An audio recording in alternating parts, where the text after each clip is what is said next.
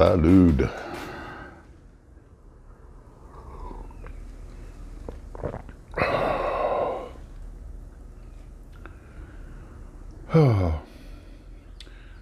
The trouble I go through to put out these shows. I have to get up and then, of course, it's off to makeup to have my hair done, and then wardrobe, and then I have to have the technical boys set everything up.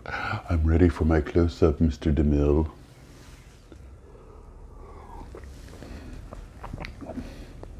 So, after I painted the horses on the stagecoach, of course, I'm trying to fit those plastic horse collars. They're horse collars. Duh, that was an easy one. Those big things that go around their necks, like collars. They're horse collars. So, as I mentioned, I only had 2 out of the 4, so I cut 2 out of leather. And the suggestion has been made for continuity, maybe I should cut all 4 out of leather, and I'm giving that some serious consideration. Fortunately, if I put the plastic ones on the lead horses and the leather ones on the rear horses, there's some continuity. You don't really notice. Fortunately, everything's black, which of course makes it harder to see. But anyway, I may end up doing that. That way, I can cut all 4 perfectly identical.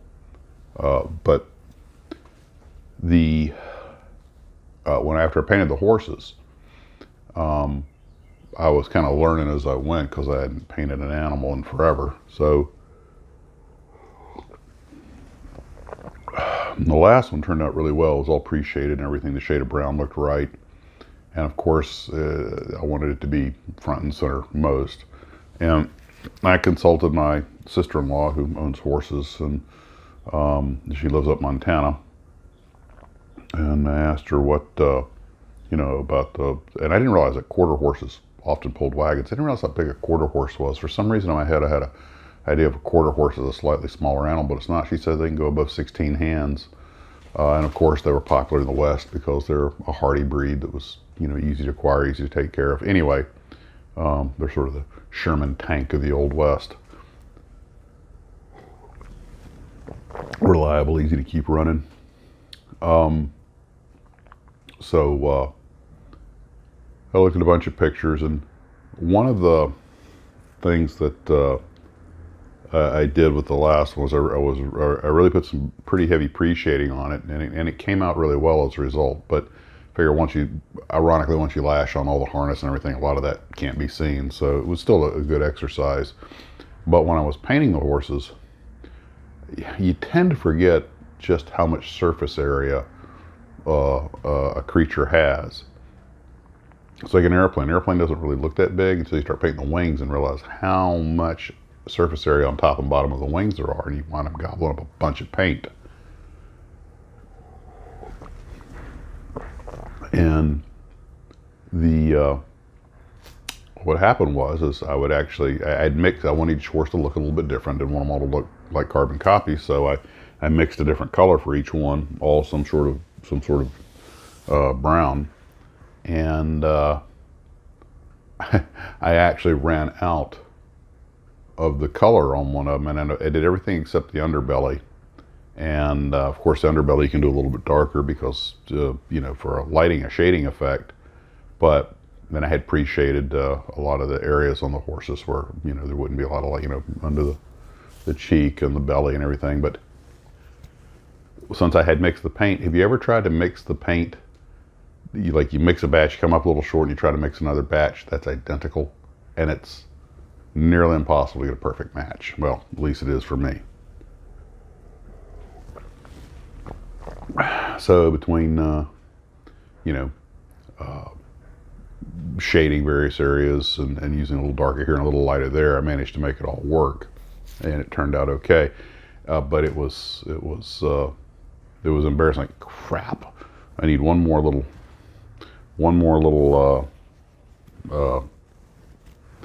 container of this brown, and I'm completely out. So first thing you do is, since there's a drizzle left in where you mixed it, you add a little thinner. Well, keep a good thought. Of course it comes out too thin. It not quite as dark, doesn't quite match. I'm like, but so you start the mixing, and then you're all done, you're proud of yourself, and then you find the thins, you're completely done with the horse, and it's dried and hardened, and you're thrilled, and you're starting to work on it, and either a little glue takes some paint off of a spot, like the horse collars on this thing have these alignment pins on them that aren't exactly in the right place. I find it was better off, if you ever build one of these, my suggestion is cut the alignment pins off the horse collar, and I don't think you'll need to putty the holes because the horse collar should cover them, but if you want to putty up the holes, then build the horse collar in one piece, get it nice and hard, get it sanded, painted, however you want it, and the last thing you do is put it on the horse, and it will fit over his head, because a real one would fit over their head. It's a little bit of a wiggle and a fit, but you can make it work. Because trying to use those alignment pins and glue them straight onto the horse was a catastrophe.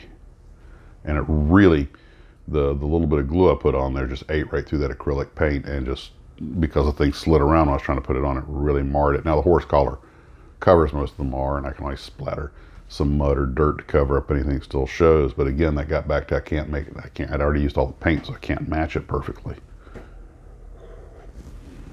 I could repaint the whole horse, but I'm not doing that. But today I'm going to be getting into dealing with the metal parts, the hames, and a lot of the instructions on this are written instructions. There's some excellent diagrams, but a lot of the instructions are written instructions, and they call things what they are, but I'm like, what's a hames, and you have to so it's an education. Here's our question of the day. What kit that you built did, like either through the instructions or the description, was educational to you? Did you learn something from that was, maybe still with you today? Like today I learned what a hames is, or yesterday I learned what a hames was, the metal ring and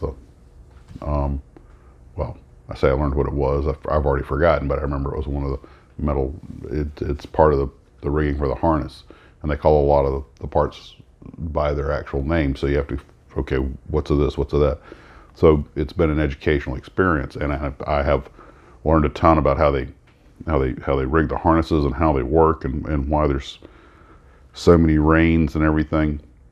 And it's a stagecoach, that's a surprisingly complex setup. And I've ridden in wagons and I've seen horses rigged up, but I never took time to actually study it. I'm actually learning a great deal because of subject matter I didn't really know anything about. So what kit would you say was the most educational to you, and that you really learned something that you didn't know? Like a lot about a subject. It could have been one of those kit model dissected frogs of the human eye. It doesn't have to be a car or a plane. That's the beauty of this. It's educational, and it's fun, and it's artistic, and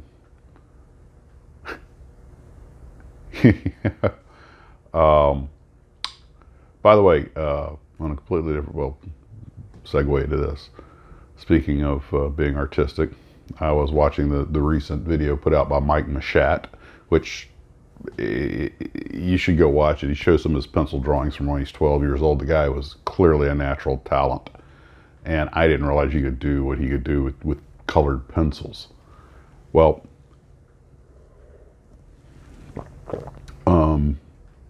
so the where was I going with that? That prompted it. Oh yeah, he had mentioned someone, I forget the name. Was it Bob Nagy, and or John Nagy? That's like Gnagy, and apparently this person had, back in the 60s, a drawing show using pencils. And if you guys remember Bob Ross, the famous painter, who would paint the landscapes in real time on PBS and had the real smooth voice. This is your world, you make it any way you like. Well, this guy Nagy was apparently sort of a proto Bob Ross. He was doing it before Ross did, only he was was a TV show and he'd do it in real time, and it was pencils. And I watched a few minutes of an episode. I actually stopped Mike Mashat's video because we mentioned this guy. Like, if I heard of this guy, I don't remember. I went back and watched a few minutes. Like, oh my God, it's like watching Bob Ross in black and white. If you have any interest in drawing or art or anything or any of that kind of stuff, it's worth watching. Well, anyway, somebody had said, you should be like the model building Bob Ross, and I was kind of like, first off, I cannot build models as well as Bob Ross could do paintings, and certainly not as fast. They did give me an idea for sort of a spoof video, sort of do the Bob Ross thing with a model airplane or something, and but I'm not sure how you put that together. But that'd be kind of fun someday to do that as a gag video.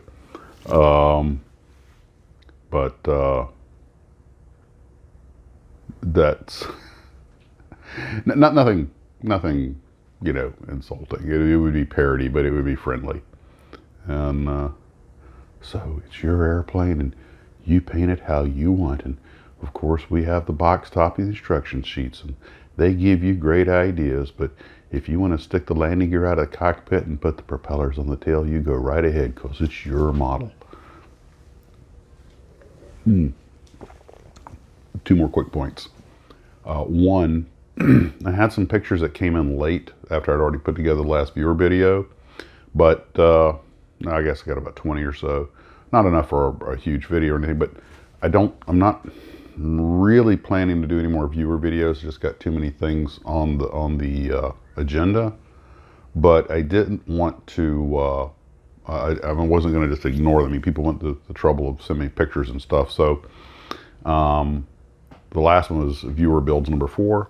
So I'm going to put up viewer builds 4.5, which is 4.5, which will just be these pictures to one song. And before you ask, I just grab whatever music feels good. And sometimes I put a lot of thought behind the music, because of the period or some other subject specific, like using 12 O'Clock High with the B-17 models. And sometimes I just go, well, this is just a hodgepodge of pictures. I'm just going to grab something that I like. And so it'll be a short 4 or 5 minute thing. It'll go up today.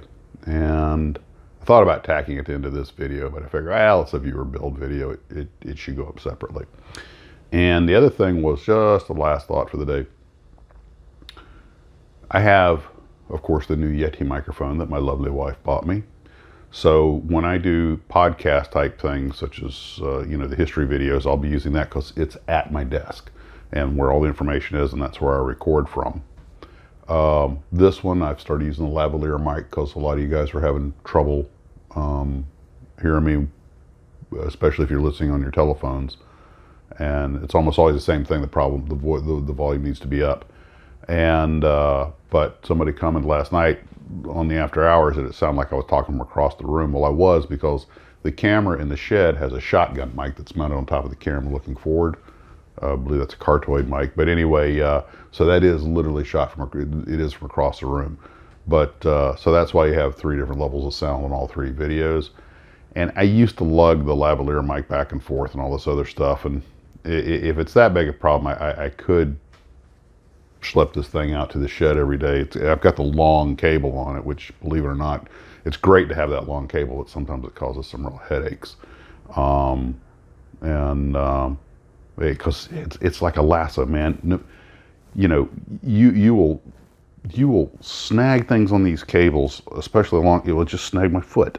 It's just things you could never do on purpose. It's like you can drop something, it'll go a place you could never throw it.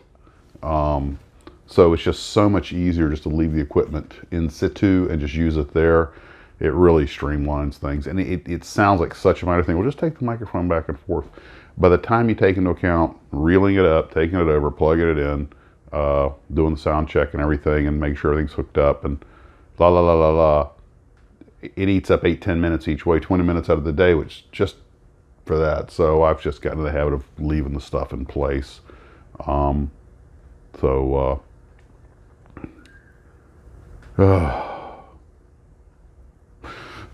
My life is so complicated. No, it's not, but it's about to be. What's today? The 7th? And 21st. Jeez, only got 2 weeks left before I have to go back to the real world. And I got to start studying needle ball airspeed. Oh, man. Well, I'm relearning what I already know. It shouldn't take that long. Well, guys, you have a wonderful day, and hopefully we will see you tonight. And I hope you enjoy the viewer video, and have a wonderful day.